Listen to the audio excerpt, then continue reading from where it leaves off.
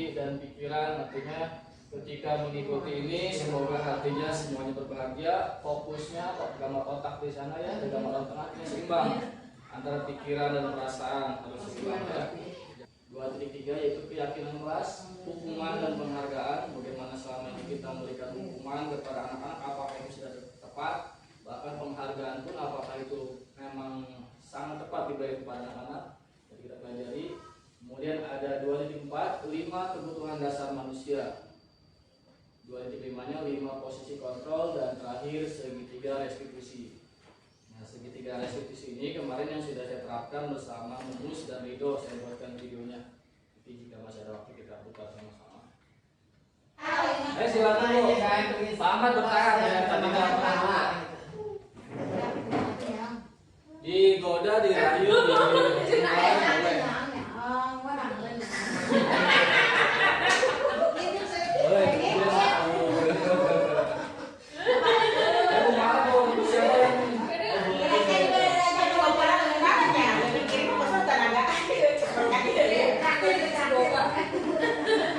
tidak mau juga, kalau mau ganti lah. Apa saja kan nggak berusaha barang gitu ya kan? Itu partnernya kawan, partnernya gede-gede. Coba. Nah begitu juga dengan anak-anak ya. Ketika anak-anak kita bujuk, misalkan sini nak, misalkan ketika dia berantem segala macam membuat sebuah kasus di sekolah, kita tidak tahu apa yang sedang ada dalam hatinya. Kita tidak bisa memaksa dia untuk mengikuti kita, karena kita tidak tahu isinya apa, si anak ini sedang kenapa. Nah, inilah yang disebut paradigma ya. Kita harus mencoba memahami apa isi daripada keinginan anak itu. Jadi ya. harus tahu alasannya dulu yang kayak gitu, kenapa ya kayak aku melambangkan kemarin.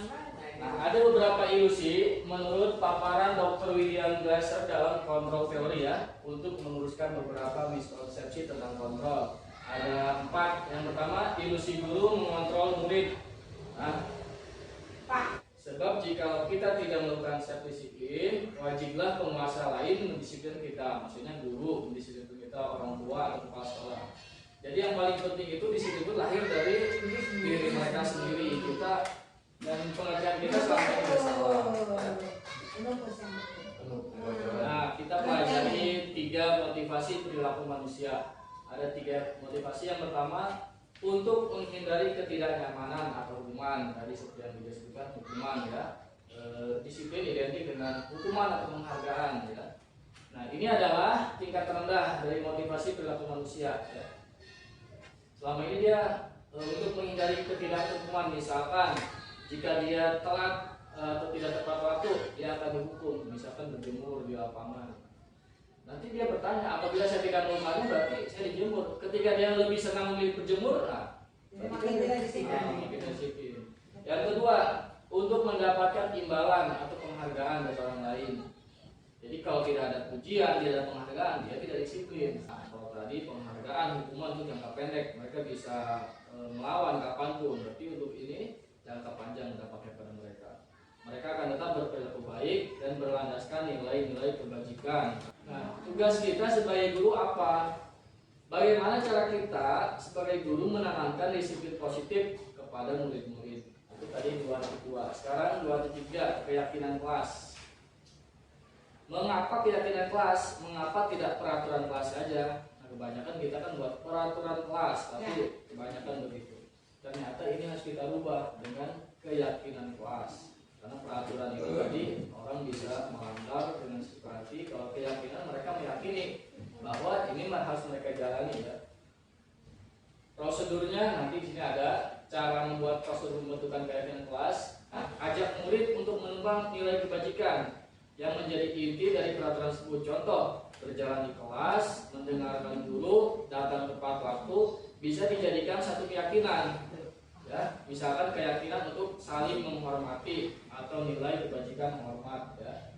Bisa tuh, jadi banyak peraturan tapi kita buat simpel saja. Yang penting anak-anak memahami, oh saling menghormati itu contohnya misalkan datang tepat waktu ya. Jadi kita bentuknya keyakinan kelas. Ketika mereka meyakini, insya Allah kedepannya bisa kelas bisa tertib ya. Nah, yakin Bapak Ibu di sini kreatif ya. Cara stiker bintang itu bagus, tapi ketika dampaknya Ibu Anas itu tidak masuk, anak-anak kembali. Pak Heru juga nggak tahu tentang stiker bintang, kalau tahu mungkin mereka rapi. Nah, itu ada plus minus sebenarnya yang sudah kita lakukan, ternyata selama ini ada yang keliru ya. Nah, kemudian ini tentang penghargaan dan hukuman. Ya.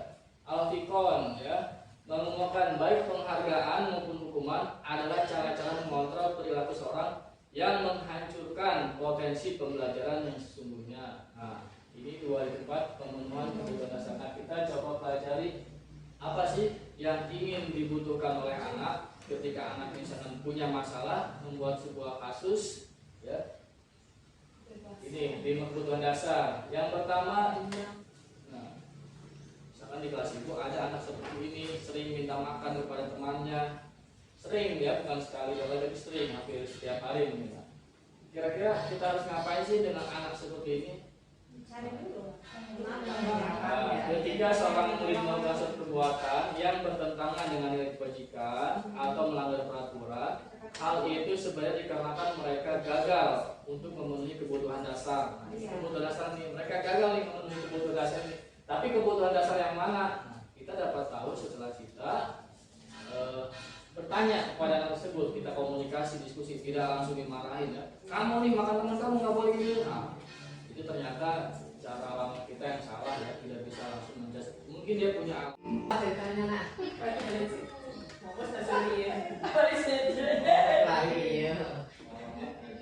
kemari bukan untuk mencari tahu siapa yang salah, siapa yang benar.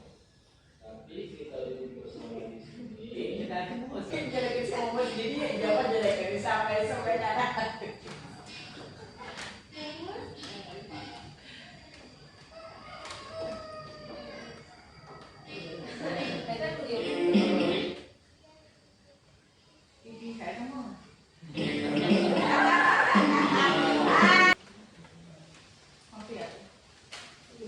Oke, Bapak Ibu, sampai di sini siapkah kita sebagai guru-guru di SDN Pondok Jengkol menerapkan budaya positif